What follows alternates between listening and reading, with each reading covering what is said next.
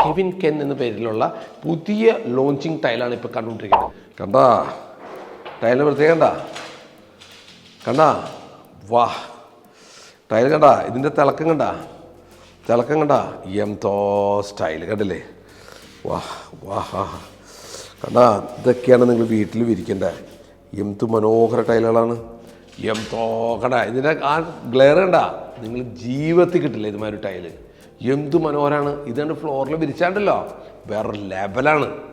വാള് floor നിങ്ങൾക്ക് എവിടെ വേണ്ട എവിടെ ഒട്ടിക്കാം. അതിമനോഹരമായിട്ടൊരു ടൈലാണ്.